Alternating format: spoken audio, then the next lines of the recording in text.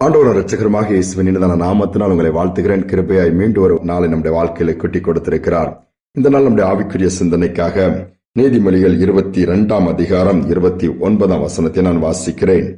தன் வேலையில் ஜாக்கிரதையா இருக்கிறவனை நீ கண்டால் அவன் நீசருக்கு முன்பாக நில்லாமல் ராஜாக்களுக்கு முன்பாக நிற்பான்.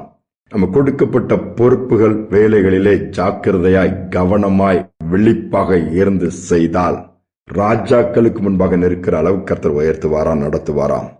ஆனால் கவனம் இல்லாமல் ஜாக்கிரதை இல்லாமல் செய்தோமானால் அதனால் வருகிற சேதம், ஆபத்துகள், இழப்புகள் பெரிதா இருக்கும்.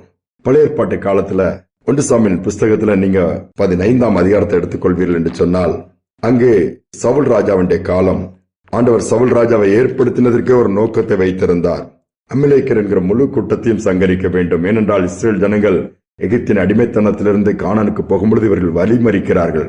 கர்த்தர் தம்முடைய பிள்ளைகளுக்கு விரோதமா அந்த கூட்டம் எழும்பினதை பார்த்தவுடன் அவர் சும்மா விட மனசில். அதனால ராஜாவுக்கு ஒரு அசைன்மெண்ட் கொடுக்கிறாரு. செய்யணுண்டு யுத்தத்துக்கு போகிறார், அந்த பட்டணங்களை பிடிக்கிறார், அவங்களை எல்லாத்தையும் ராஜாவெல்லாம் சிறைப்பிடிக்கிறார். ஆனால் எல்லாம் சொல்ற ஒண்ணு விடாம நீ அழிச்சிடணும்னு ஆண்டவர் கொடுக்கிறாரு. அதை பெருசா சீரியஸா எடுத்துக்கலாம். அவங்கள நல்லா பொலிமையான ஆடு மாடுகள் எல்லா பொருட்களையும் எடுத்துட்டு வராரு. இது ஆண்டவருக்கு பிரியமில்லை. இதனுடைய பாதிப்பு என்ன தெரியுமா? ஆடு மாடுகள் தானே இதுல என்னன்னு நாம சொல்லலாம். அதுவும் சாமுவேல் தீர்க்கதரிசி, நீங்க ஏன் அதெல்லாம் கொண்டு வந்தீரு? எல்லாத்தையும் ஆண்டவர் வார்த்தைப்படி சொன்னீரா? எல்லாத்தையும் ஆண்டவர் சொன்னபடி செய்துட்டேங்கிறாரு. இல்ல, இந்த ஆடுகள் சத்தம், மாடுகளின் சத்தம் என் காதல கேட்கறதுங்கிறாரு. ஆண்டவருக்கு பலியிட தான் கொண்டு வந்திருக்கேன்னு சொன்னாரு. இல்ல, கவனமாக அதுல ஜாக்கிரதையாக அந்த காரியத்தை ஆண்டோடைய வார்த்தையை நிறைவேற்றவில்லை. இதனாலே ராஜ்யத்தையே சவுல் இழக்கிறார், கிருபை இழக்கிறார், எல்லாத்தையுமே இழந்து விடுகிறார். இன்னைக்கு நாம எப்படி இருக்கணும்? நம்முடைய வேலைகள்ல ஜாக்கிரதையா இருக்கணும். அநேகர் வண்டி ஓட்டும் போதே மொபைல் யூஸ் பண்ணுவாங்க, விபத்துக்குள்ள மாட்டுறாங்க. ஏன் ரோட கிராஸ் பண்ணும் போதே மொபைல் பேசிட்டு போவாங்க. ஏன் கொஞ்ச நேரம் கிராஸ் பண்ண பிறகு இது என்ன பாத்துக்கலான்னு ஒரு நிர்விசாரம், மொத்தமும் போயிருது. சிலவங்க வாழ்க்கை சொல்ல கை கால் போயிருது. சின்ன சின்ன காரியங்கள் தான். எத்தனை நேரம் அப்படி என்ன ஒரு அழைப்பு வந்து விடுகிறது, நம்ம அதை யோசிக்க மாட்டோம். அந்த நேரத்துல ஒரு டாக்டர், நல்லா திறமை வாய்ந்த டாக்டர், அவர் கொஞ்ச நாட்கள் சிக்காயிட்டே இருக்கிறாரு. பிறகு என்னன்னு பார்த்தா அவருக்கு HIV AIDS இருக்குது. தவறான இந்த பழக்கமும் அவருக்கு கிடையாது. என்னடா எப்படின்னு கரையேசில சோதித்து எடுத்து பார்த்தா அந்த ஹாஸ்பிட்டல்ல கொஞ்ச நாள் முன்னாடி அந்த எல்லா ரெக்கார்ட்ஸ் பார்க்கும்போது ஒரு பையனுக்கு AIDS இருந்திருக்குது. அவன் ஆக்சிடென்ட் ஆகி தான் உள்ள வந்திருக்கிறான். ஒரு வாலிப பையன் விபத்துல கொஞ்சம் ப்ளீடிங்லாம் இருக்குனால இவர் வேகமா டக் டக்குன்னு அவனுக்கு ஃபர்ஸ்ட் எய்ட் கொடுத்து ட்ரீட்மெண்ட் ஸ்டார்ட் பண்ணிருக்காரு. அப்ப இவர் கையில ஒரு சின்ன காயம் இருந்திருக்குது. இந்த டாக்டர் கையில ஒரு ஒழுங்கா கிளவுஸ் யூஸ் பண்ணிக்கல. ஏன்னா டாக்டர்ஸும் நர்சஸும் அவங்க வேலை செய்யும்போது அவங்களுக்கு சில புரோட்டோகால் இருக்கு, சில காரியங்கள், சில நடைமுறைகள் பின்பற்ற வேண்டியது இருக்குது. கிளவுஸ் போட்டுக்கணும், மாஸ்க் போட்டுக்கணும், நிறைய காரியங்கள். அதை தன பார்க்கலான்னு நிர்விசாரமா விடும் பொழுது அப்ப அவனுடைய பிளட் இவருடைய காயப்பட்ட இடத்துல பட்டோன்னு இது இவருடைய பிளட்டோட லிங்க் ஆயிடுச்சு. அந்த பையனும் ஆக்சிடென்ட்ல வந்தனால அவனுக்கு எய்ட்ஸ் என்ன இருக்குன்னு உடனே அவனை டெஸ்ட் பண்ணவும் இல்லை.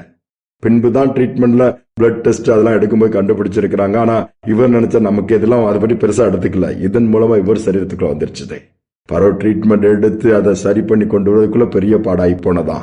சின்ன காரியம்தான். பார்க்க போனா வேலையில ஜாக்கிரதையா இல்ல, சரீரத்துக்கு ஒரு கொடிய வியாதி வந்துருச்சு. நாம அநேக நேரத்தில் அப்படித்தானே காரணம் பரவ சூழ்நிலையை சொல்றோம், மற்றவங்களை சொல்றோம், ஏன் ஆண்டவர் கேட்கலன்னு சொல்றோம். நோ, ஆண்டவர் ஞானத்தை கொடுத்திருக்கிறார், நமக்கு அறிவை கொடுத்திருக்கிறார், நடக்க வேண்டிய முறையை கொடுத்திருக்கிறார், அதையும் தாண்டி ஆவியானவரை கொடுத்திருக்கிறார். அழகாக நடத்த விரும்புறாரு. சின்ன காரியமோ பெரிய காரியமோ கவனமாக இருந்து செய்வோம். அதுல நிச்சயமாக ஆசீர்வாதம் தான் உண்டாகும் வழிய அதன் மூலமா வருகிற எல்லா பொல்லாத காரியத்துக்கு நாம் தப்பித்துக் கொள்ள முடியும். கவனமா இருக்க இந்த ஆண்டவர் விரும்புறாரு. கடைசி நாட்கள்ல வந்துட்டோம். எந்த ஒரு காரியமானாலும் சரி ஜாக்கிரதையா எப்போ எதை எப்படி செய்யணுங்கிறத பொறுமையா ஹேண்டில் பண்ணுவோம். நிச்சயமாக ஆண்டவர் நம்மோடு கூட இருப்பார். எல்லாவித தேவையில்லாத பிரச்சனைக்கு ஒரு முடிவு உண்டாயிரும். தேவையில்லாத விபத்துகளுக்கு ஒரு முற்றுப்புள்ளி வைக்கப்பட்டு விடும்.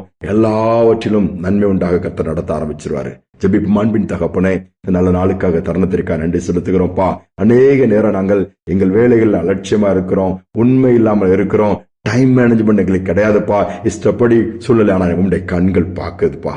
எங்களுடைய வேலையும் நாங்க செய்யறது எல்லாவற்றையும் நீங்க பாக்குறீங்க, எங்கள் காண்கிற தேவனப்பா.